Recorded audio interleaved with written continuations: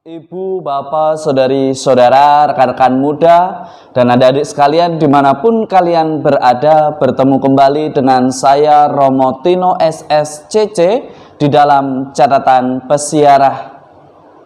Kita manusia di dalam persiaran hidupnya pernah yang namanya diberikan sebuah kepercayaan, diberikan sebuah tugas yang menuntut suatu tanggung jawab.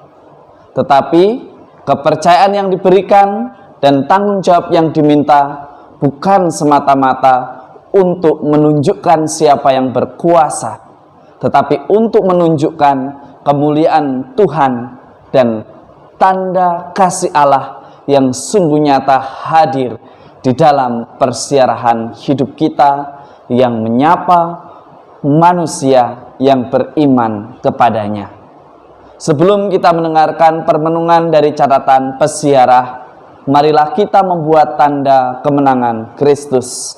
Dalam nama Bapa dan Putera dan Roh Kudus. Amin.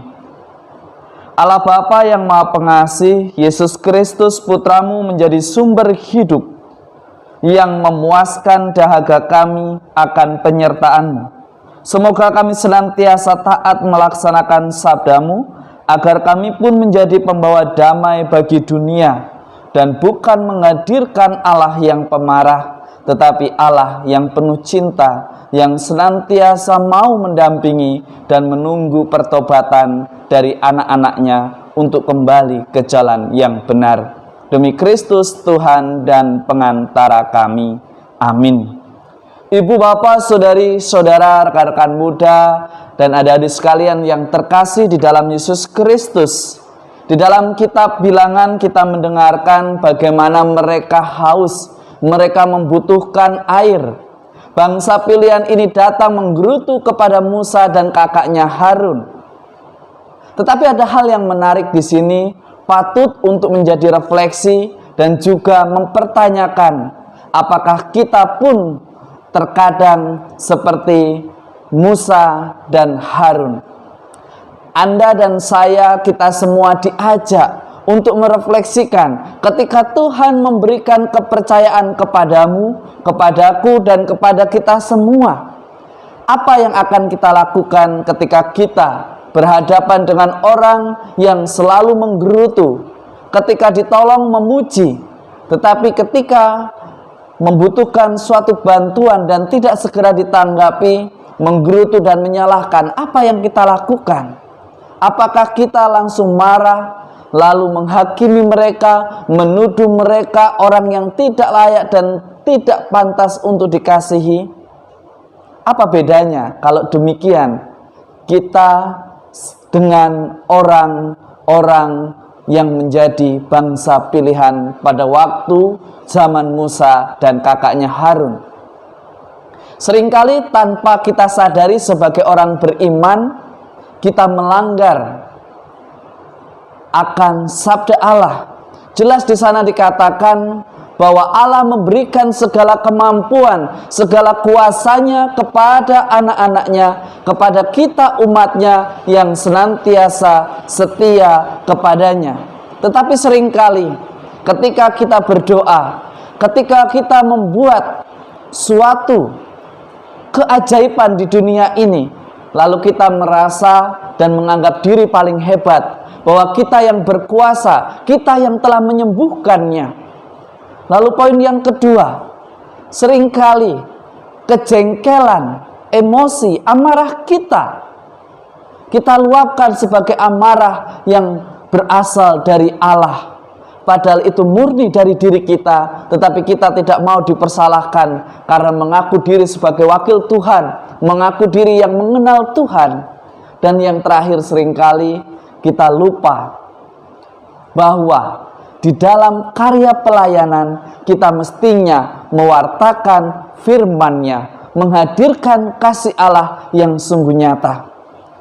Musa dan Harun dihardik oleh Allah sendiri karena mereka mengakui kekuasaannya, tidak mengakui kekuasaan Tuhan, padahal kuasa untuk mengalirkan air itu diberikan oleh Allah. Tetapi mereka menunjukkan bahwa merekalah yang membuat itu, merekalah yang menyelamatkan mereka. Seringkali Anda dan saya, kita semua juga ketika menolong seseorang, lalu kita beranggapan bahwa sayalah yang bergerak, sayalah yang menolong, sayalah yang hadir untuk mereka. Kita lupa bahwa kita bisa memberi, kita bisa ambil bagian di dalam penderitaan mereka karena Tuhan mengizinkannya, karena Tuhan menunjukkan caranya. Dengan cara Tuhan, Ia mengirimkan sesama kita untuk saling tolong menolong di dalam persiaran hidup ini. Maka jelaslah yang dikatakan oleh Yesus kepada Petrus di dalam Injil Matius hari ini. Berbahagialah engkau yang mengenal utusan Dia yang menyejarah, yang hadir di tengah-tengah manusia. Tetapi seringkali karena merasa kenal, merasa diberikan kepercayaan, bagi Anda yang memegang tanggung jawab sebagai orang tua, kepala rumah tangga, kepala desa, kepala negara, atau jabatan penting di dalam pemerintahan, dan saya juga diajak untuk berefleksi sebagai seorang imam.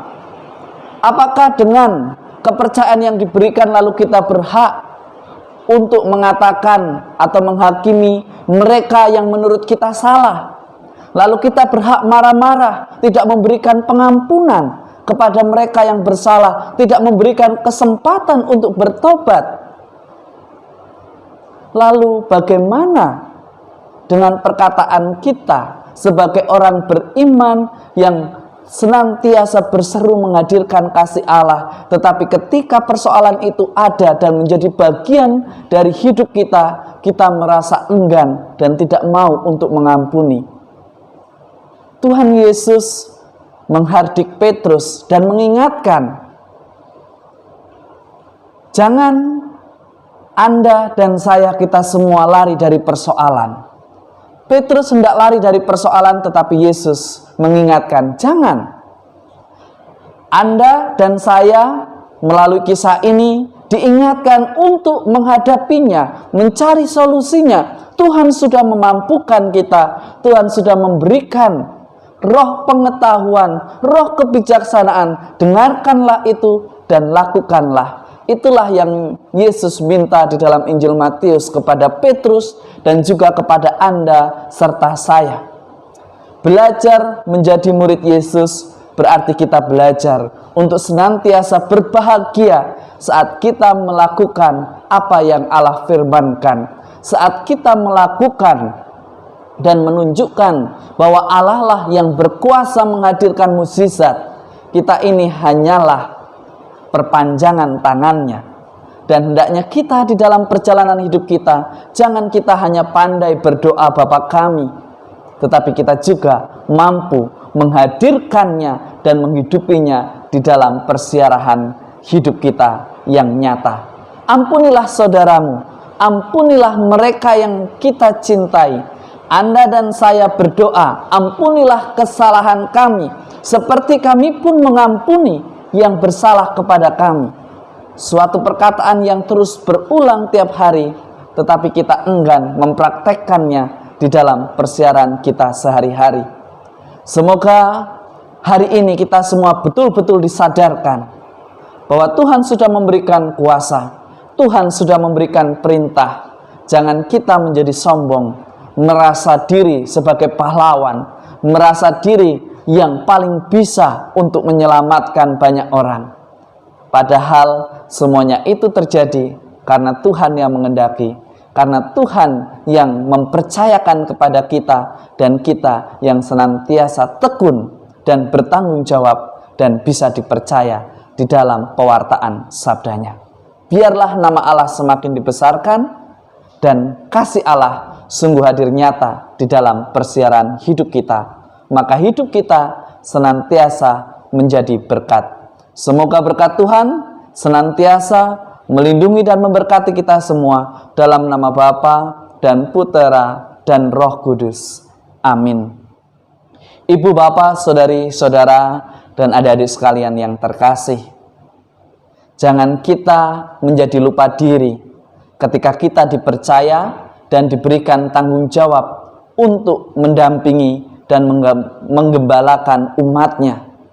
Jangan kita menjadi sok pahlawan, merasa kita yang paling berbuat. Hendaknya kita senantiasa rendah hati dan sadar bahwa semuanya terjadi karena Tuhan berkenan menghendaki, dan terjadi di dalam perbuatan nyata hidup kita sebagai orang beriman. Orang beriman itu berani bersaksi, berani berkata dan bertindak sesuai dengan apa yang diimani, bukan dengan apa yang disenangi. Selamat beraktivitas, Tuhan memberkati. Amin.